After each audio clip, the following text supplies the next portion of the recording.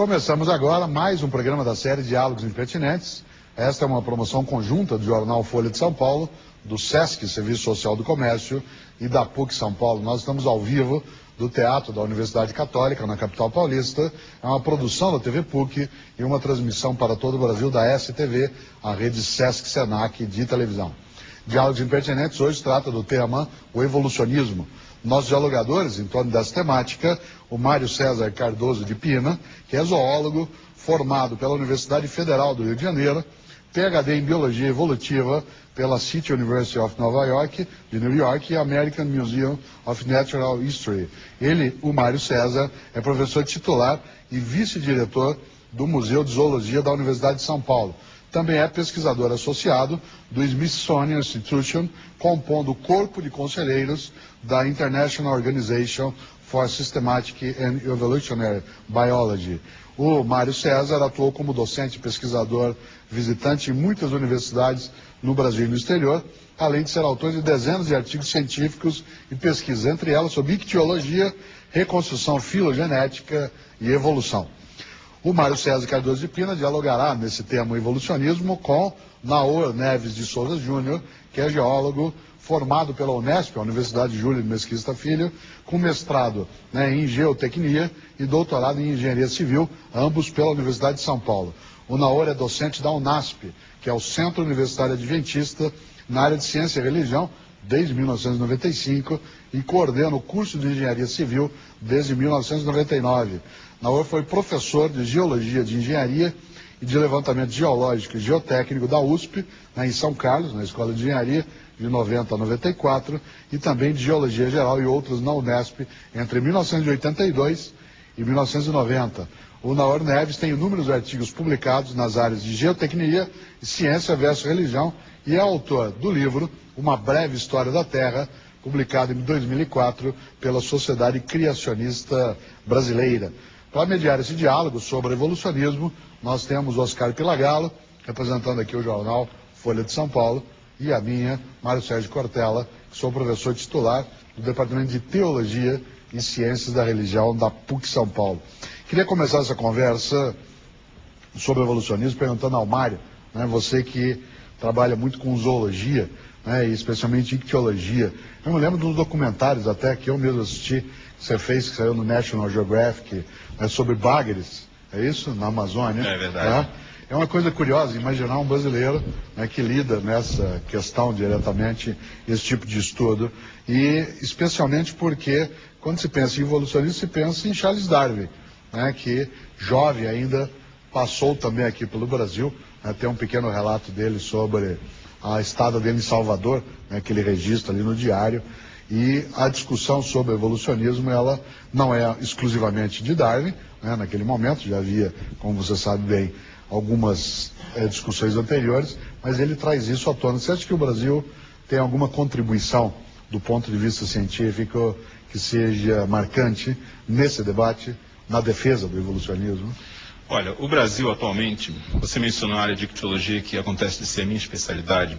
Eu sou um biólogo, claro, eu sempre gostei de biologia evolutiva, mas todos nós temos que nos especializar em alguma coisa na qual você vai fazer tese, doutorado, publicar o grosso da sua produção científica. Atualmente, o Brasil é um dos países mais produtivos na área de ictiologia sistemática. O que é ictiologia sistemática? É o estudo da diversidade de peixe de água doce.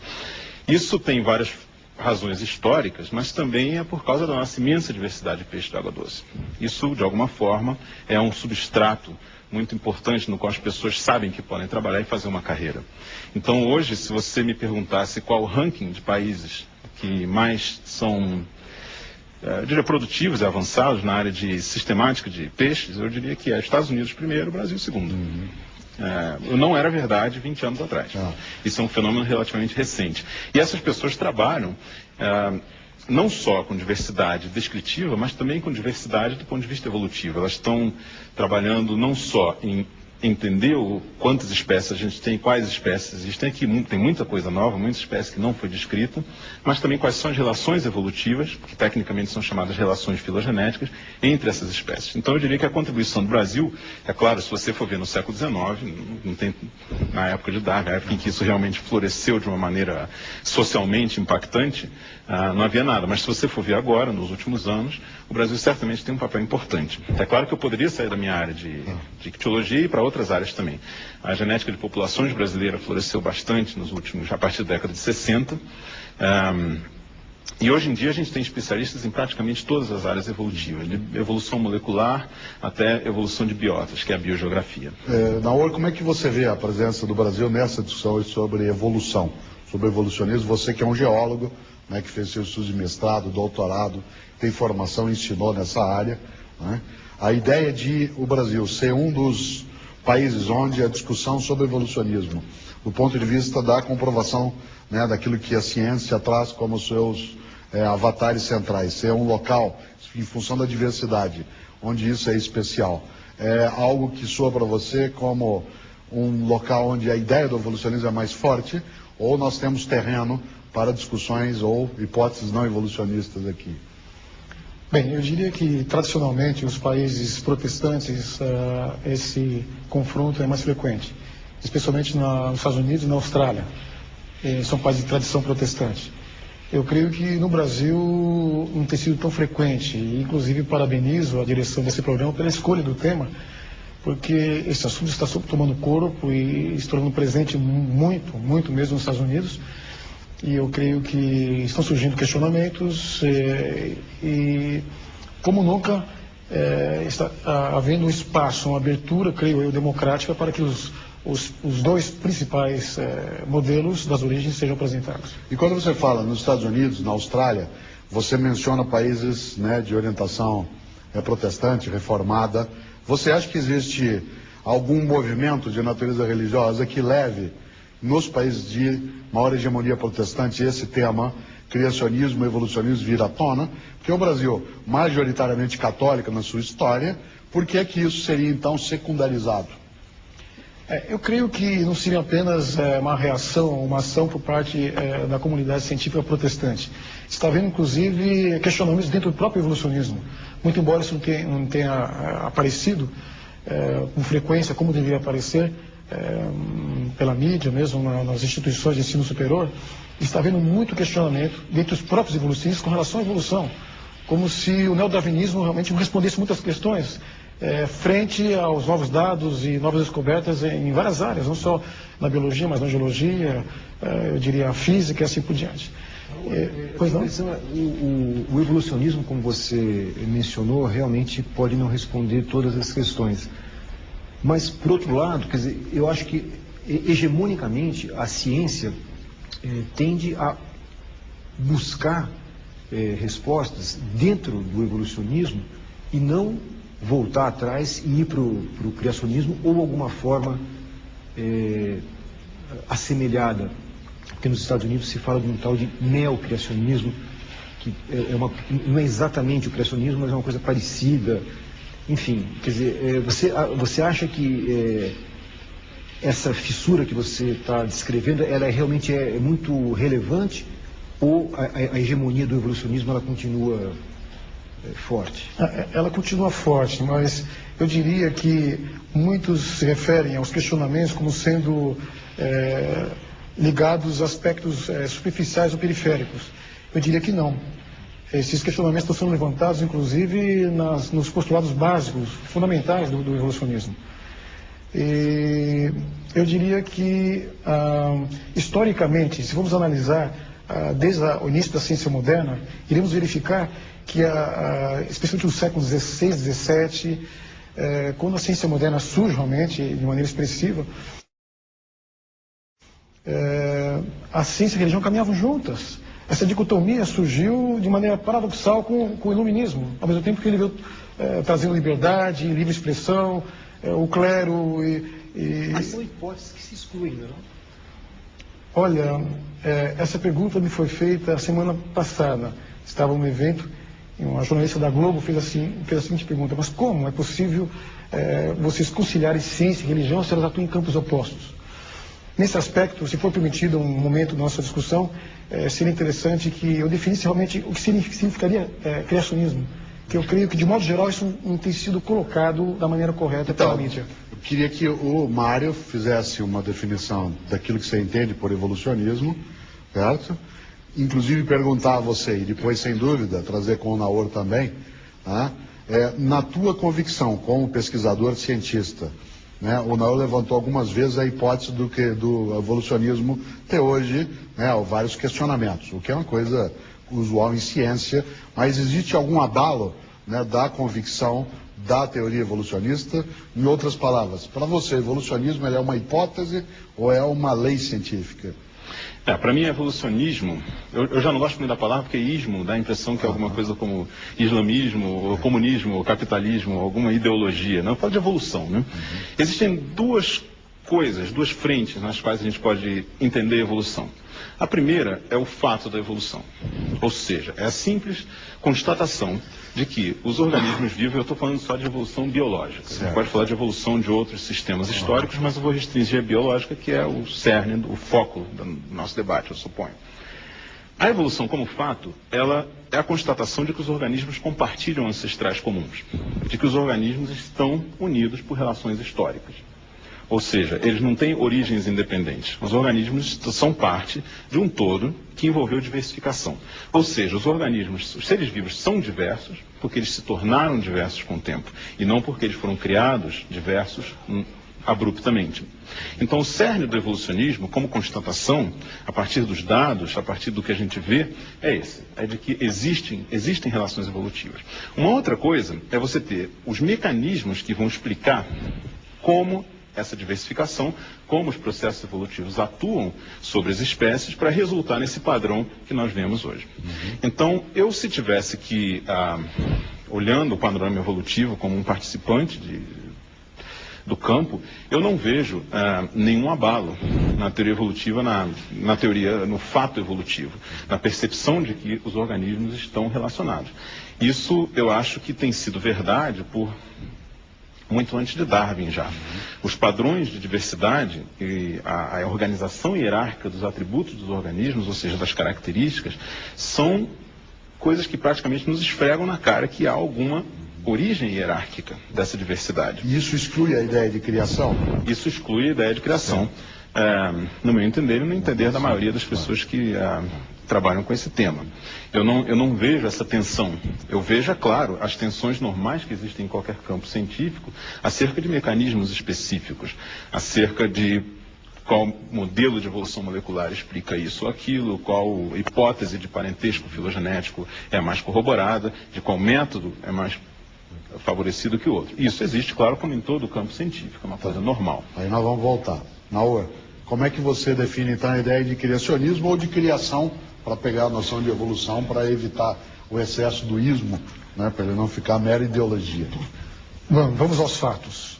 Boa parte praticamente da interpretação evolucionista no campo da biologia parte da organização mais ou menos ordenada dos fósseis na coluna geológica. É o principal argumento, muito embora desde a biologia molecular, os relógios moleculares, a microbiologia, procura realmente, de maneira aparentemente independente, indescrevevelmente, o processo evolutivo.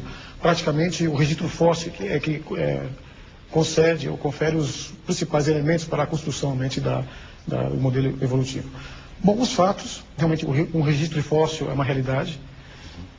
Agora, o que é interessante é que, já no Cambriano, quando aparece a explosão cambriana, seria uma coisa difícil de explicar em termos evolutivos, aparecem os fílums praticamente definidos, abruptamente. Então, nesse caso, a ideia de parentesco é totalmente descartada. Eles aparecem repetidamente. Se você for um pré-cambriano, onde eles iam aparecer realmente, quem sabe, os primeiros galhos a partir de um tronco comum, eles estão ausentes. E no campo da geologia, realmente, alguns dizem, mas se você tem metamorfismo e outros fenômenos geológicos que pode ter, de alguma forma, obliterado esses seres mais delicados. Não, você encontra... Cambriano, quanto é? Em termos de tempo, de agora para trás, dá para calcular? Em termos da geologia convencional, seria a geocronologia padrão, em torno de 15, 40 milhões de anos, teria surgido a explosão cambriana. Tá. Bem, então, essa distribuição dos fósseis é um fato. Agora, parentesco é uma interpretação. Na realidade, semelhanças pode significar mais de uma coisa, não apenas parentesco. Tá. Né? As homologias, analogias, a biologia comparada, ela pode ser traduzida de outra maneira. Então, eu diria que os fatos é o registro fóssil. A maneira como esses elementos, esses fósseis são interpretados, realmente, aí nós vamos para um campo, eu diria, mais especulativo, tanto o criacionismo como o evolucionismo não constituem teorias científicas. Você está lidando com uma ciência histórica. O significado clássico de ciência, você tem que se falsear, testar aquilo que você está afirmando. E você está realmente lidando com eventos únicos do passado, tanto na visão criacionista como na visão evolucionista. Então, eu diria que é uma ciência histórica, você não pode testar, falsear. Então, o termo cientificamente comprovado é inadequado. Nós estamos fechando esse bloco e depois eu quero conversar no próximo bloco, Oscar e eu, né, para conversar, por exemplo, com o Mário. Essa evolução, ela tem um registro fóssil, mas ela não cessou, supostamente ela ainda tem movimentos. Então não é só o fóssil o único registro, embora, como lembrou bem o Naor, pode ser interpretação. Né? Será que é assim mesmo? Por que essa ideia de que há necessidade de uma criação? Né? Ou por que não tê-la também? Por que supor que seja uma evolução que seja absolutamente natural, sem interferência de uma inteligência superior ou de uma força? Esse é o tema hoje dos Diálogos Impertinentes, que trata do tema o evolucionismo, com o zoólogo Mário César Cardoso de Pina e o geólogo Naor Neves de Souza Júnior. Diálogos Impertinentes, hoje tratando do tema o evolucionismo, dialoga com você, aguarda as suas questões, faz o intervalo agora, já volta. Voltamos com Diálogos Impertinentes, hoje tratando do tema o evolucionismo. Nossos convidados, o Mário César Cardoso de Pina, que é professor titular da USP, e o Naor Neves de Souza Júnior, que coordena e é docente, né, no Centro Universitário Adventista, a UNASP, e é geólogo de formação. No bloco anterior, começamos, né, esse diálogo em que o próprio Mário dizia, no ponto de partida, da evolução como um fato científico apoiado, né, numa perspectiva de que os seres vivos têm, né, um passado comum, ou seja, uma origem comum, não um passado em si, mas ele também. E o Naor levantava a ideia de que talvez o que se tenha mais são evidências de natureza de demonstrativos fósseis, e a interpretação sobre o aparecimento daquilo é que pode ser colocada em xeque. Nós fechamos o bloco e agora o Oscar retoma uma questão a partir exatamente dessa reflexão. Exatamente, porque o Naor citou a questão da explosão do período cambriano como uma dificuldade para se encaixar isso dentro da tese da evolução. Eu gostaria de ouvir a sua opinião, porque você, na primeira intervenção, disse que não via nenhuma possibilidade de abalo dessa teoria e essa menção, enfim, teria uma influência grande. O registro fóssil, ele sempre foi, desde o advento das teorias evolutivas, um forte argumento em favor da transmutação das espécies, ou seja, de descendência com modificação. Na época de Darwin, o registro fóssil era muito incompleto. Mas o que já havia era suficiente para que as pessoas pensassem que o registro fóssil deveria ser fonte importante de evidência para a evolução, caso ela fosse um fato. Na época, pouco depois da publicação da Origem das Espécies, foi descoberto o fóssil do Archaeopteryx, aquela famosa ave fóssil que era intermediário entre aves e, na época, se consideravam os répteis. Hoje sabe-se que ele era um tipo de dinossauro. E isso foi visto como uma coisa muito pertinente para a teoria da evolução na época, porque a ideia era de que você pode ter coisas muito diferentes hoje, mas que se você for voltando no passado, gradualmente, você vai vendo que elas vão ficando cada vez mais semelhantes. E os fósseis são representantes dessas linhagens passadas. Portanto, eles tendem a ser mais intermediários entre os grupos que nós conhecemos do que os animais recentes. Claro, tudo isso é contingencial. A gente tem animais recentes que são intermediários entre grandes grupos também. Tudo depende de extinção, e extinção é uma coisa que depende do ambiente, não depende de mecanismo interno de evolução. Hoje em dia, vários desses problemas que eram vistos como sendo hiatos ou lacunas no registro fóssil já foram resolvidos. Por quê? Porque o registro fóssil é algo aleatório. A fossilização é uma coisa improvável que ocorre e não só improvável e aleatório no seu acontecimento, como também na sua descoberta. O que os últimos 150 anos têm nos mostrado é que várias das lacunas que eram consideradas clássicas vêm sendo preenchidas pelos fósseis. E não há razão para crer que isso não vá se continuar se estendendo para outros problemas que nós temos no momento. Vários grupos, animais e vegetais, apresentam grande diversidade após a evolução de alguma coisa específica que permite a elas invadir um novo ambiente. Isso é um fenômeno comum na história da vida. Determinado grupo desenvolve uma característica e essa característica, por exemplo, permite a ela invadir terra e ela se diversifica muito.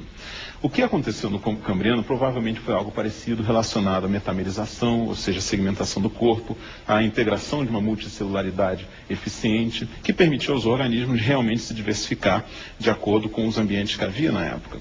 Existem casos mais recentes disso, existem casos disso em peixes em lagos da África. Frequentemente, essa explosão de diversidade ocorre. Isso é um fenômeno relativamente bem documentado e bem conhecido. Em várias épocas geológicas isso ocorreu. As extinções periódicas geralmente são portas abertas para um aumento de diversidade.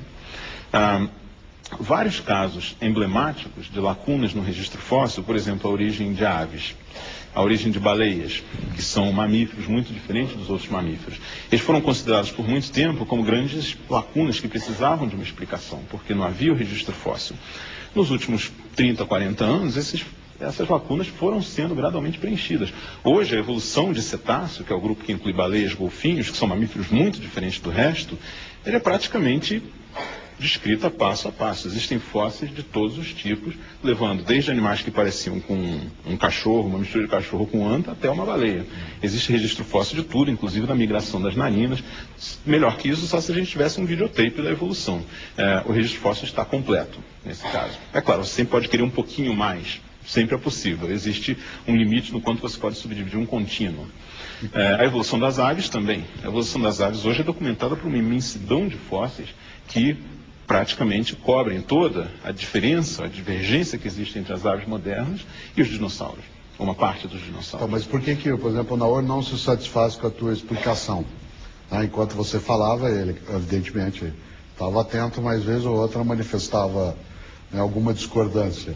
Disse, eu não estava prestando atenção, mas ele fazia não.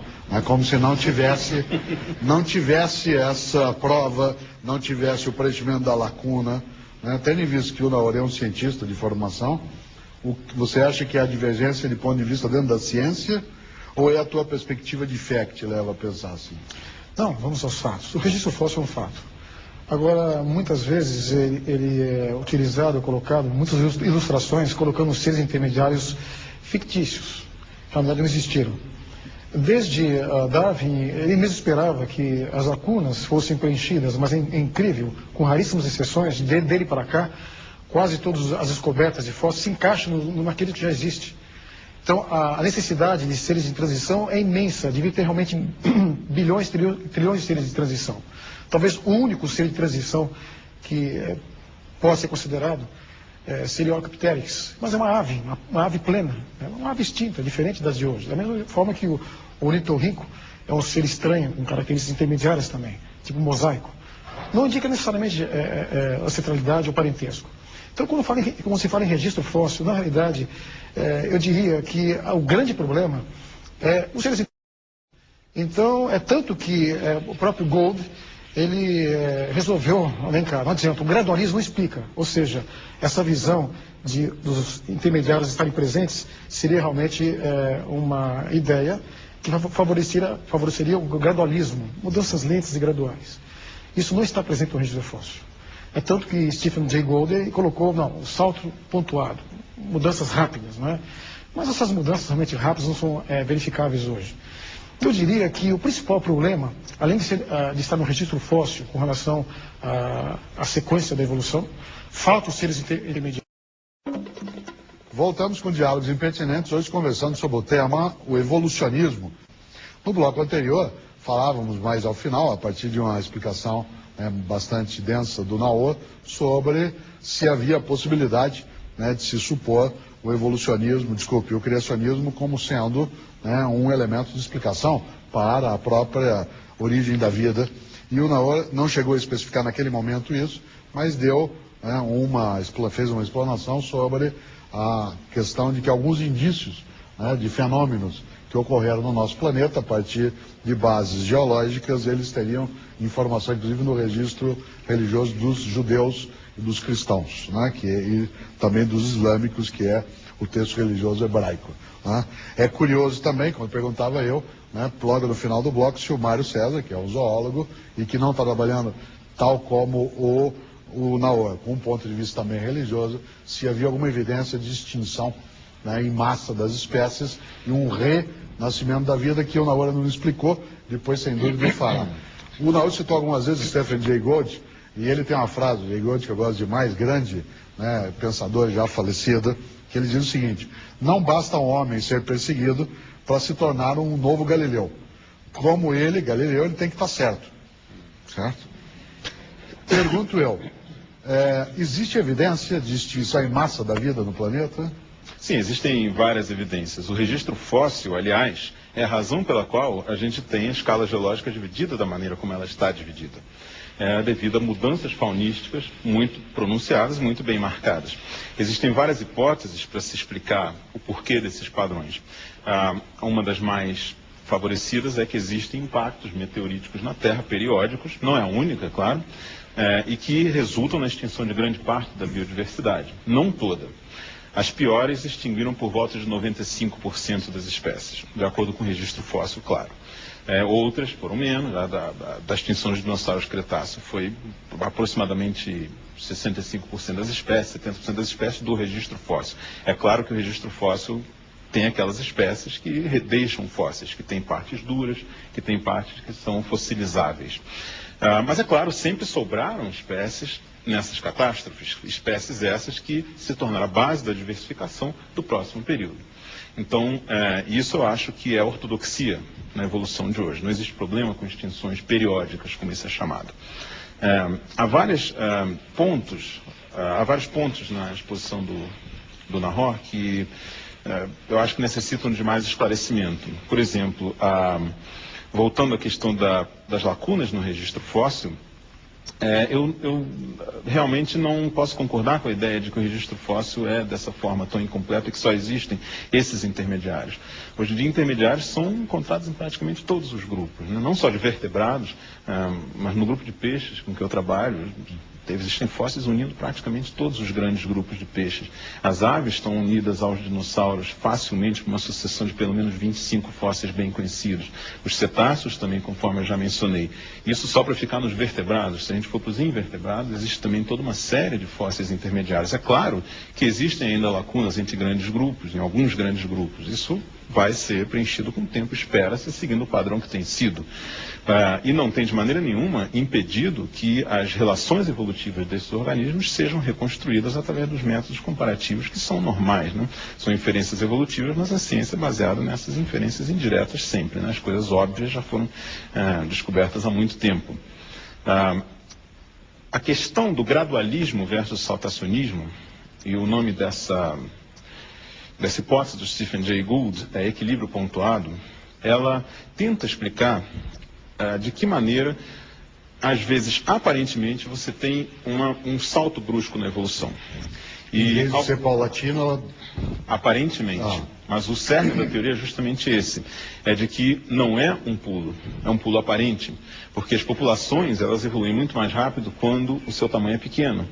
Então, o que o Gould fez em colaboração com o Eldredge, a ideia original é do Niles Eldredge, depois o Gould se juntou a ele, eles publicaram junto vários artigos e livros sobre isso, foi com base em um registro extremamente detalhado de populações de moluscos fósseis, de conchas fósseis, em que você podia ver todos os detalhes de várias populações se separando.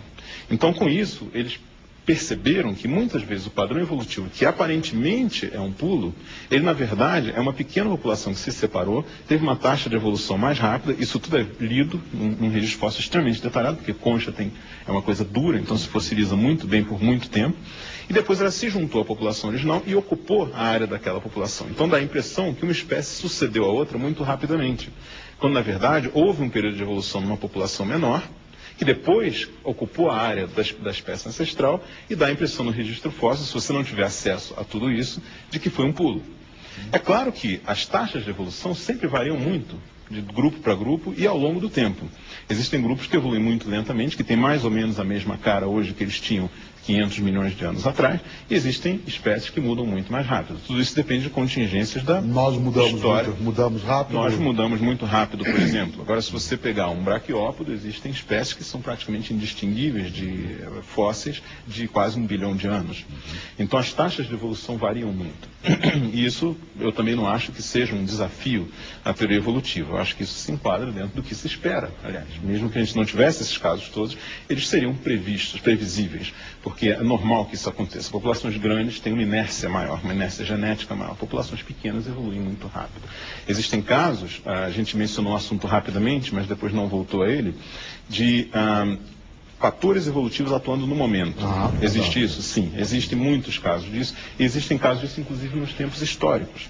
Existem aqueles exemplos clássicos, claro, do melanismo industrial e de coisas assim, mas existem outros muito mais até convincentes hoje em dia.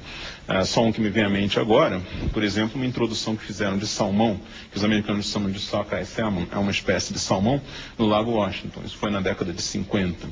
E por contingências locais, essa população introduzida de alevinos, algumas se estabeleceram no rio, que abre no Lago Washington, e outras se estabeleceram no próprio lago, desovando numa margem que era favorável à desova. Era a mesma população original, o mesmo balde de filhotes. O que aconteceu hoje, 50 anos depois? A gente tem duas populações que já não se cruzam, apesar de elas poderem se cruzar no Lago Washington, que elas se misturam ali. Existe uma população que está ficando morfologicamente e fisiologicamente adaptada ao rio, ou seja, eles têm uma forma mais alongada, enquanto que a do lago, onde as correntes praticamente não existem, eles têm uma forma mais alta, uma forma mais arredondada. A ideia de criação excluiria isso que o Mário está explicando também?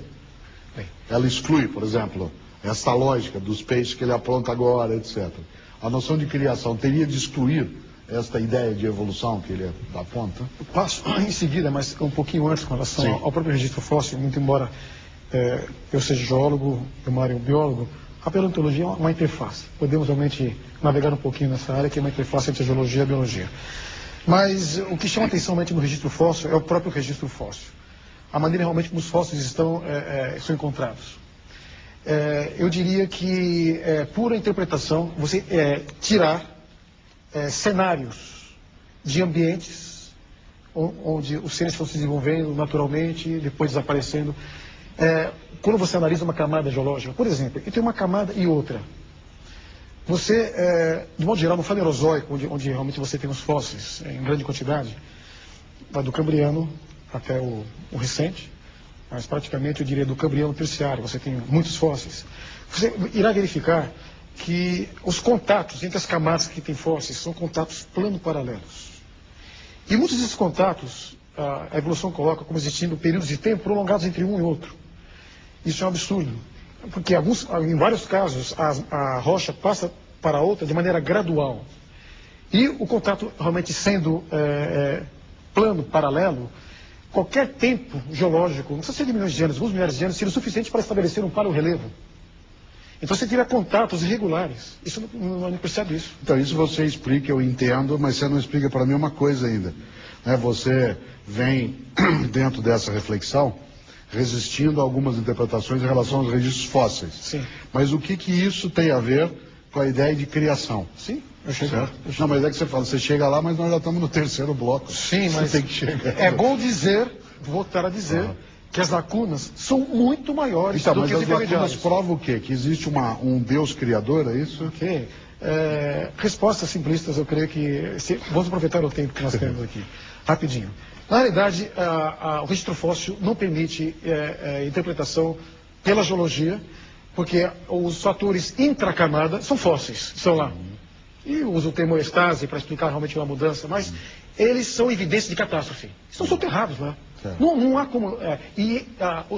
os aspectos interestrato entre uma camada e outra demonstram realmente rapidez. Bem, então, são seres que foram rapidamente soterrados, em episódios mais ou menos enérgicos. Agora, ao associar essa variação que ocorre na coluna geológica com a evolução, eu acho que é precaríssimo. Se existe uma condição hoje que eu posso aceitar, que está ocorrendo hoje, mudanças ocorrem hoje, especiação, microevolução. Só que essas mudanças são dentro daquela informação genética já existente. Para eu imaginar que desses processos microevolutivos, que a evolução cita com bastante frequência, mesmo especiação, eu passar para processos macroevolutivos, eu preciso da geração, da criação de nova informação genética. Certo. Esse mecanismo não existe. A biologia até hoje não conseguiu realmente... Não existe ou ela não explica? Não existe até hoje. Eu precisaria entender claramente um mecanismo genético capaz de gerar nova informação genética. É possível criar isso, nova informação genética. Existe essa lógica que o Naor tão bem coloca? Sim, existe, ela existe. É, inclusive, capaz de causar modificações na aparência dos organismos que, para os nossos olhos, são extremamente gritantes. Por exemplo, os Hox genes, os genes Hox. Eles são capazes de determinar a segmentação de um corpo inteiro, são capazes de determinar uma complexa estrutura anatômica numa área diferente, com pequenas modificações genéticas. Então, é possível se pensar nisso mesmo se tratando da aparência dos organismos. É claro que se você for para o nível bioquímico, a gente tem toda uma outra gama de fenômenos em que isso pode ser observado. Mas mesmo na aparência morfológica, que é aquilo que tem mais apelo para as pessoas que olham os organismos sem trabalhar com eles, a gente pode ver isso. Existem mecanismos genéticos capazes, inclusive, de explicar aparentes saltos em evolução. O que poderia ter acontecido num determinado caso. E eles não pressuporiam uma lógica ou um princípio inteligente, que é uma expressão que o Naor não usou, mas eu estou usando. Não presume isso. Claro, a evolução, ela é uma ideia completamente materialista. Não existe espaço na biologia para o sobrenatural hoje em dia. Existia até 100 anos atrás, 150 anos atrás. Hoje em dia não existe mais espaço na biologia para o sobrenatural. Não significa que ela negue, ela não coloca em discussão. Significa que ela negue certas interpretações, que têm impacto sobre interpretações biológicas. Você perguntou logo no começo do programa por que no Brasil o criacionismo não tem tanta força quanto nos países protestantes. Porque o Naor afirmava, né? Mostrava exato. Quanto que traz isso. Isso é uma pergunta interessante, eu acho que eu tenho explicação. Porque no catolicismo a evolução hoje em dia não é vista como algo contra a doutrina. Em 96 saíram documentos do Vaticano, do Papa João Paulo II, dizendo que a evolução material, a evolução do corpo, ela era perfeitamente passível de uma explicação evolucionista biológica, passível de uma explicação darwinista. Era simplesmente a colocação da alma que era o sobrenatural. Era isso que não explicaria. É claro que eu não concordo nem com esse último ponto, mas é uma concessão que a Igreja Católica fez ao evolucionismo. E é o que eu vejo como o que é a ciência biológica, com evidências que hoje são arrasadoras. Na oração, fechando esse bloco, que é o terceiro, dentro da tua prática religiosa. Por exemplo, você é um docente dentro do Instituto Adventista, e suponho seja você também adventista. Né? Existe alguma possibilidade de se ter essa mesma conduta que o Mário falava agora, ou seja, de assimilar o evolucionismo sem negar do ponto de vista religioso? Respondo agora? Claro. Okay. E o que não sobrar, a gente vai para o próximo. Ele mesmo disse que não concorda. Eu creio que seria uma incompatibilidade modelo clássico do evolucionismo. A evolução não é dirigida, ela é finalista. Eu disse que não concordo com a postura do Vaticano integralmente. Também. Okay. Não existe propósito, ela ocorre de maneira aleatória, a evolução. Se você realmente coloca um Deus, um processo evolutivo, você está dirigindo, é como se estivesse coordenando. Então, o evolucionismo teísta é um modelo aceito por muitos cientistas cristãos. Ele pressupõe, então, de alguma forma, Deus coordenando o processo de evolução. Como se estivesse coordenando realmente os processos micro, macro evolutivos, e, em algum momento, com uma certa liberdade para a ação da seleção natural, e quem sabe das mutações. Você criou o pano de fundo, agora nós vamos fazer um intervalo. Okay. Eu queria deixar a surpresa, né? Porque agora que a conversa começa nessa circulação, existe um Deus no pano de fundo, existe essa necessidade, nós vamos retomar, começar depois com o Naor. Né? Exatamente nisso, Diálogos Impertinentes fala de evolucionismo. Disse o Mário, não precisa Deus ou criação nessa história. Diz o Naor, sem Deus não dá para entender. Vamos fazer um intervalo, Diálogos Impertinentes, já volta.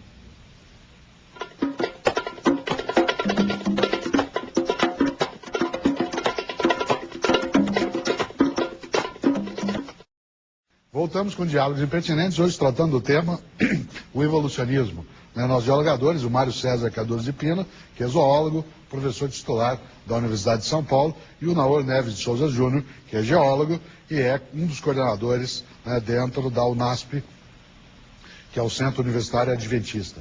Durante todo o nosso programa, nós dialogadores trataram de várias dessas questões ligadas ao evolucionismo. Sobrou uma questão no bloco anterior, e esse bloco agora e o próximo serão dedicados a questões que nos chegam por fax, telefone e e-mail, ou de quem está aqui conosco na plateia. O Oscar vai trazer à tona a questão que ficou e que eu não, em função do tempo, não deixei que o Naor pudesse terminar tão bem como eu vinha fazer. O Mário citou o pronunciamento do Papa João Paulo II, que mais ou menos buscou uma ponte, talvez, entre a evolução e a criação. Hoje, nos Estados Unidos, há um grande debate sobre exatamente esse ensino do criacionismo nas escolas. Inclusive, foi derrotado e não pôde ser aplicado em escolas públicas como ciência. Pode ser explicado como religião, mas não como ciência. O que eu te pergunto é isso, quer dizer, hoje em dia, é possível a gente acreditar nessa teoria da criação como eu me perdi um pouco aqui, mas... Como uma explicação racional? Porque, na verdade, o que existe é uma teoria aleatória que explica a criação e, por outro lado, uma teoria que prevê uma coisa direcionada. As duas coisas não são compatíveis. Esse neocriacionismo nos Estados Unidos faz essa ponte? Bem, existem vários movimentos nos Estados Unidos. Eu gostaria de dizer que lá não tenho certeza, mas aqui com certeza 3 afirmações são frequentemente citadas pela mídia e, na minha entender, equivocadas. A primeira delas, que cientificamente eu não concordo. Religião, discordo. Design inteligente é um movimento que está surgindo nos Estados Unidos e tomando corpo aqui no Brasil também. Esse é o neocriacionismo. Criacionismo disfarçado, concordo. Por definição, realmente não faz sentido. Não é criacionismo disfarçado, é outro movimento. Bem, nós terminamos o bloco anterior com a tentativa de se associar ao modelo da evolução com a ideia de um Deus criador. Eu diria que tanto no respeito ao campo da ciência, ou melhor dizendo, no campo do que a evolução apresenta, não há espaço para uma direção. Existe um famoso biólogo já falecido, Newton Freire Maia. Ele procura realmente colocar as bases do evolucionismo teísta. O evolucionismo teísta é aquele realmente que, de certa forma, foi adotado, ou foi valorizado pela declaração de João Paulo II. Então, pelo lado da evolução, não há como realmente um Deus, mesmo que haja um espaço para uma liberdade para as mutações, a seleção natural atuar, ela não é dirigida em nenhum momento à evolução. Então não caberia realmente o papel de Deus no processo evolutivo. Pelo lado da religião, imaginamos um Deus desenvolvendo um processo onde o mais apto sobrevive. Onde estão os direitos, a igualdade do ser humano? Então, também no aspecto bíblico, não há espaço para a evolução. Então, eu diria que o evolucionismo teísta é duplamente equivocado. Seria até mais intuitivo você imaginar o processo evolutivo clássico ateísta, ou naturalista, do que tentar associar a pessoa de Deus à evolução. Então, voltando, o criacionismo realmente não é sinônimo de a religião ou Bíblia. É a associação entre conhecimento científico, convencional, o método científico é utilizado de maneira correta e completa com o conhecimento bíblico pertinente. E essa harmonia, praticamente, ela não me trouxe nenhum prejuízo, pelo contrário. Meus trabalhos de pesquisa, eu com uma mente cristã, desenvolvi meu trabalho rapidamente e não tive nenhuma dificuldade. Pelo contrário, eu acho que fui até beneficiado com a visão que eu tenho ao desenvolver a metodologia científica clássica. Então, eu diria que é importante que fique claro, criacionismo não é sinônimo de religião. É o conhecimento bíblico. Quando se fala conhecimento bíblico, tem muitas religiões bíblico-cristãs. É uma questão de você realmente interpretar a Bíblia de maneira correta. Infelizmente, cada um interpreta da sua maneira. Existe uma subjetividade muito maior no campo da religião do que no campo da ciência. A Bíblia, tal como os registros fósseis, é uma questão de interpretação? Bem, infelizmente ou felizmente, né? Eu acho que felizmente. Bom, no caso, vamos voltar. Então, esses seres que foram mortos de maneira catastrófica, que para mim se ajusta perfeitamente à narrativa bíblica do dilúvio. Eu não vejo nenhum problema. Sim. As minhas pesquisas científicas, eu tenho artigos publicados em vários lugares, no Brasil e fora, nenhuma compatibilidade. E esses seres, se eu valorizo Gênesis 7, 8, eu creio que tranquilamente eu posso me reportar a Gênesis 1, que fala que esses que morreram, essa extinção generalizada de seres criados a princípio por Deus. Por que eu falo criados? Só com base na Bíblia? Não. Hoje o próprio movimento design inteligente, que não é criacionismo, vem levantando as questões relevantes, mostrando que por detrás de toda a sofisticação, complexidade dos seres, deve existir uma inteligência. É um absurdo imaginar que a mente humana, capaz de fazer coisas tão complicadas, nós conseguimos interpretar, bom, isso aqui não surgiu por acaso, o homem fez um artefato humano. Imaginar que essa mente prodigiosa surgiu por acaso. Por detrás de algo realmente complexo, deve existir uma inteligência. Então, eu creio que fica muito simples nós imaginarmos, claro, é evidente, que por detrás realmente do ser humano existe um Deus Criador. Nós temos várias questões, agora nós vamos começar nesse bloco e no próximo. As respostas a elas são mais curtas em relação a isso, porque agora não é mais o ideário, mas o Mário ainda tem uma posição no bloco. Pequena colocação, eu concordo plenamente com o Nahor de que é impossível a gente imaginar algo complexo com a mente humana surgindo por acaso. Mas eu também não acho que o evolucionismo proponha isso. O evolucionismo propõe que a origem das variações, ou seja, das mutações, em primeiro lugar, ela é aleatória. Mas a seleção natural não tem nada de aleatória. Ela é um processo gerador de complexidade por processos puramente naturais. Então a complexidade, ela surge a partir de processos puramente naturais, com base na variação, na variabilidade que existe. A maior parte da variabilidade que existe hoje, ela já é herdada. Ela não são mutações novas, são variações que já existem na população vindas de antes. Mas existem também mutações novas. A origem das mutações, essa sim, é aleatória. Mas o processo evolutivo não tem nada de casual. Não foi, de repente, por acaso, que a mente humana se juntou do nada. Claro que não. A gente tem nossos parentes mais próximos com uma mente quase tão complexa quanto a nossa. A gente tem outros mamíferos, outros primatas com uma mente um pouquinho menos complexa. E a gente tem todos esses passos. E isso tudo é um registro da evolução atuando, da seleção natural. Rapidinho. Seleção natural não gera complexidade. Essa afirmação, infelizmente, é equivocada. Seleção natural não gera complexidade. Ela simplesmente, dentro de um grupo de seres... Colocada por parte de quem? Da ciência? Assim, não, essa afirmação não é científica. Seleção natural não gera complexidade. Porque ela não gera nova informação. Ela não gera. Esse mecanismo é desconhecido pela biologia ainda. Seleção natural apenas seleciona o mais apto e sobrevive. Mudanças que se ajustam a mudanças ambientais, isso acaba permitindo que ele sobreviva e os demais realmente deixem o conteúdo existir. Então, a seleção natural não é capaz de gerar nova informação genética, muito menos complexidade. Aproveitando isso, Carlos... Nova informação genética não, mas... não seleção natural, ela surge por outros mecanismos. A seleção natural é puramente um mecanismo que empilha a variação em um mecanismo mais complexo. Ela é você diz que ela não é, a afirmação não é científica, você provavelmente está se referindo à categoria tautológica, certas características tautológicas da seleção natural, como ela geralmente é apresentada. Isso é verdade, mas todo procedimento algorítmico é tautológico. Então a seleção natural, ela realmente é um mecanismo tautológico capaz de gerar complexidade, porque existem os mecanismos de herança. E aí tem algo que o Carlos Rocha, que é sociólogo de Guarulhos, no estado de São Paulo, pergunta ao Nahor, que é o seguinte: para você comentar, a vida humana provém do evolucionismo, enquanto a consciência humana é fruto do criacionismo. Discordo. Para você comentar. Na realidade, eu diria que já foi praticamente explicado a associação entre processos evolutivos com uma mente divina de um Deus criador, amoroso, bondoso, são incompatíveis.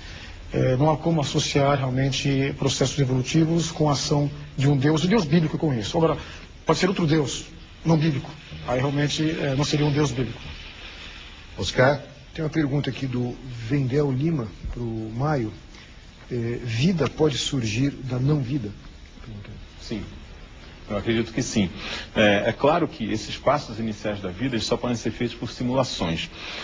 Hoje em dia se conhecem pelo menos 4 tipos de moléculas relativamente simples capazes de duplicação, ou seja, são autorreplicantes. São polipeptídeos relativamente simples, de 20, 25 aminoácidos, numa ordem muito específica, que são capazes de replicação em condições de laboratório, mas que são condições não incomuns em vários pontos da Terra. Então, eu acredito que, assim, vida surge de não vida. É claro que o que a gente chama de vida e não vida, existe uma certa flexibilidade aí. É a partir dos primeiros mecanismos de herança, é a partir da replicação com herança, é a partir simplesmente de replicação. A gente pode discutir isso. Agora, eu não vejo nenhum problema, conhecendo hoje o que se conhece sobre os processos de metabolismo molecular, em se ter organismos com metabolismo, replicantes e com herança, a partir de precursores que todo mundo diria que são não vivos. Paulo Rafael, de Campinas, do estado de São Paulo, pergunta para você, Noah, se você acredita em vida após a morte. Vida após a morte. Existem vários modelos. Coerentemente com a minha confiança na fidedignidade da Bíblia, eu realmente me reporto a ela para responder essa questão. Eu creio realmente que pode existir vida após a morte, né? E no contexto bíblico cristão. Existem várias outras especulações a respeito, e eu creio que pela Bíblia realmente o cristão pode ter essa esperança, um dia realmente viver uma nova vida. Quase que eu fiquei tentado a perguntar se evolução após a morte, mas não por Naor, eu ia perguntar para o Mário. Oscar. Existe evolução. Uma pergunta para você, feita pela Ema. Feita por Mário? Ema, para o Naor. Por que acreditar em um criador sem criatividade que desde a explosão do Cambriano explora os mesmos padrões corporais, destruindo-os e recriando-os? Muito bem, você está associando novamente a evolução com o Criador. Não existe espaço dentro da religião bíblico-cristã e dentro do criacionismo para as macroevoluções. Microevoluções, estamos perfeitamente, recomendações gênicas, as modificações microevolutivas, aceitamos, essas são válidas. Mas, de modo geral, nas microevoluções eu posso ter 1 trilhão de microevoluções, mas em nenhuma delas eu vou ter geração de nova informação genética. Pelo contrário, as microevoluções, de modo geral, vindas pelas mutações, elas acabam realmente favorecendo a perda de informação genética. E eu realmente, para ter pequenas mudanças, eu preciso ter geração de criar nova informação genética, a partir dela surgir então novos órgãos. Esse mecanismo realmente, volto a dizer, ele não existe. Não existe nenhum mecanismo conhecido capaz de gerar nova informação genética. Qualquer literatura evolucionista não vai trazer nada a esse respeito. Olha, Desculpa, eu fiz aquela pergunta anterior sobre vida pode surgir da não vida, que você respondeu afirmativamente. Eu gostaria de ouvir a sua opinião sobre isso. Vida? Pode surgir da não vida? Bem, eu creio que nós seres humanos podemos entender perfeitamente o significado de uma vida. É difícil até definir vida, alguma coisa muito complexa, não é?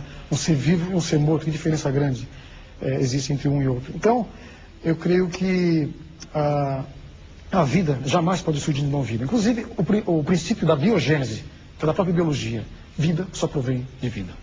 Você queria fazer um complemento? A gente está fechando o bloco, mas dá tempo. Eu acho que, considerando tudo que nós sabemos hoje sobre micro e macroevolução e todos os processos contínuos que se estendem entre um e outro, falar que microevolução não racionalmente se estende a macroevolução é mais ou menos o mesmo que dizer que as leis da gravidade que se aplicam à pedra caindo no chão não são as mesmas que regem o movimento dos planetas. Eu acho que é mais ou menos o mesmo nível de incongruência. Uma das perguntas que aparece aqui, que eu vou fazer logo depois do intervalo, pro último bloco, vai retomar isso. Aí eu queria voltar, claro. Esse é o ponto central dessa reflexão entre dois pesquisadores, né, que trabalham com a temática da evolução e da criação, cada um com um ponto de vista que às vezes coincide e em outros momentos ele colide. Diálogos Impertinentes hoje trata do tema evolucionismo e nós agora vamos fazer um intervalo, já voltamos. Voltamos para o último bloco dos Diálogos Impertinentes, hoje tratando do tema evolucionismo. Nessa reflexão, várias questões elas foram feitas, nós temos aqui dezenas delas, as que forem compatíveis de junção nós o faremos, aí trataremos daquilo que couber ainda nesse tempo. Mas tem uma pergunta do Zé Vilmar Rodrigues Sobrinho, de Barra do Corda, no estado do Maranhão, que pede para você explicar, ele diz pausadamente e transparentemente, Deus existe ou não existe? Essa é a pergunta. Nós estamos aqui. Ele existe. Legal. Oscar? Olha, uma pergunta do Vendel Lima para o Mário. Ele pergunta, a cosmovisão de um cientista influencia as conclusões da pesquisa desse cientista? Olha, é possível você ter um materialismo metodológico separado de um materialismo filosófico. O que é o materialismo metodológico? É você atuar como um materialista nas explicações científicas do mundo, tentando encontrar conexões racionais entre as coisas. E o que é o materialismo filosófico? É quando você acha que isso é tudo que existe. Que o mundo inteiro é regido por isso, inclusive a nossa própria consciência. E que não existe nada além disso, ou seja, não existe o sobrenatural. Essa é a minha posição. Eu, particularmente, nunca tive um conflito entre essas duas visões, porque eu sou um materialista desde que sou muito pequeno. Para mim, a visão materialista da vida, evolucionista particularmente, foi uma grande libertação. Eu me sentia extremamente desconfortável com a ideia de ter um ser superior controlando tudo que eu fazia. Isso nunca me foi fonte de gratificação nem fonte de felicidade. Muito pelo contrário. Então eu sou um materialista realmente. Eu me sinto feliz com isso. Eu me sinto pleno com isso. Eu acho que isso é uma visão de mundo que pode ser tão acalentadora e tão gratificante quanto a visão oposta. Eu tenho certeza também que tem pessoas que tiram muita felicidade também de uma interpretação sobrenatural das coisas, de uma interpretação bíblica, ou seja, qual for a sua religião.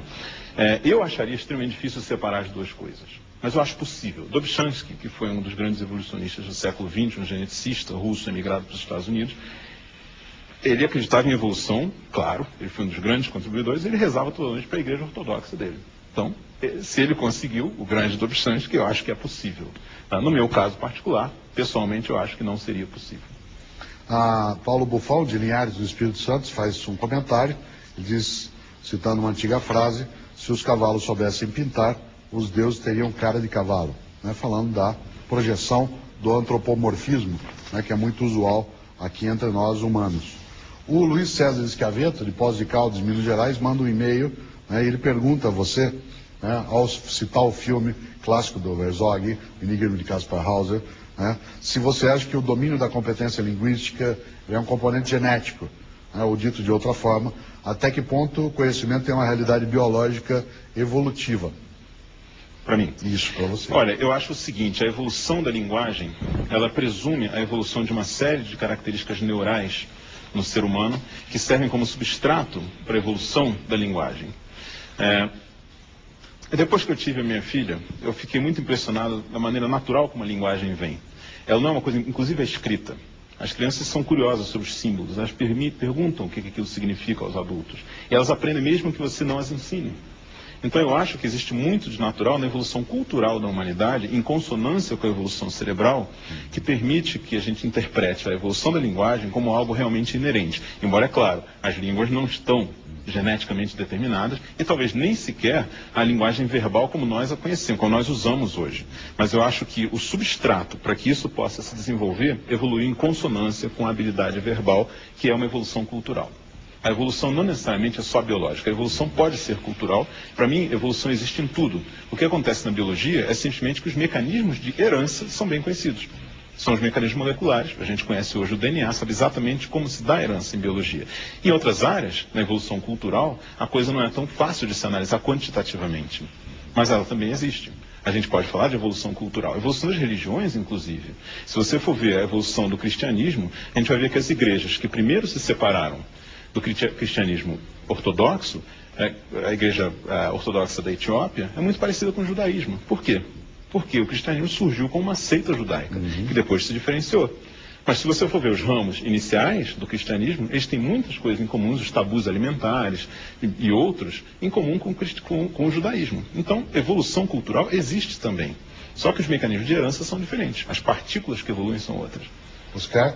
Eu tenho uma pergunta aqui do Raimundo Costa. Ele queria que você falasse um pouquinho mais sobre essa dicotomia religião e ciência a partir dos iluministas, porque você mencionou isso antes, que até então as duas áreas do conhecimento andavam juntas e depois se separaram. Por que, ele pergunta? Bom, infelizmente nos compêndios da história da ciência não é retratado essa realidade. Ao nós nos reportarmos a grandes homens da ciência, século XVII, XVIII, mesmo XIX, Copérnico, Galileu, Blaise Pascal, Johannes Kepler, Newton, especialmente Newton, e outros grandes cientistas, eles realmente eram criacionistas. E para eles não havia essa dicotomia entre ciência e religião. O iluminismo realmente, dos vários ismos, na tentativa de se livrar da imposição religiosa da Idade Média, surgiram. Então o clero, a realeza realmente perderam o poder, e no iluminismo as pessoas passaram a ter mais liberdade. Mas ao mesmo tempo, fugindo daquilo que era religião, mas uma religião não bíblica, porque na Idade Média a Bíblia era escondida, era destruída, era proibida de ser lida, né? Então, simplesmente, não, religião não. Então eu creio que isso foi prejudicial para a ciência, porque ciência, como foi feita naquela época, nunca mais. Hoje os cientistas colocam um pontinho aqui, uma vírgula lá, mas os grandes saltos na ciência foram realmente esses grandes cientistas criacionistas que viveram no passado. E eram todos criacionistas, inclusive biólogos como Louis Pasteur, né, realmente um grande cientista, criacionista, e nós podemos citar outros aí. E essa dicotomia surgiu, inclusive, né, por uma influência do iluminismo, né, algo paradoxo, mas ocorreu. E eu diria que, infelizmente, nós vemos a minha maneira de entender, porque quais são os aspectos morais e éticos que realmente regem a conduta do ser humano? Para a evolução não tem sentido isso. Inclusive, para mim, o maior defensor do evolucionismo atualmente, clássico, é Richard Dawkins. Eu li os livros dele. Mas é interessante que ele procura, de maneira bastante inteligente, colocar realmente as mudanças da microevolução para a macroevolução. Só que ele entra em contradição, fica algumas ideias absurdas. E foi feita essa pergunta para ele, clássica. Qual o mecanismo biológico conhecido, por exemplo, formação de um novo DNA, ou de nova informação ligada ao DNA, esse mecanismo de criação de nova informação, porque DNA não é apenas matéria, é informação. Tem uma grande diferença. O raciocínio reducionista de Dawkins, colocando o DNA como se fosse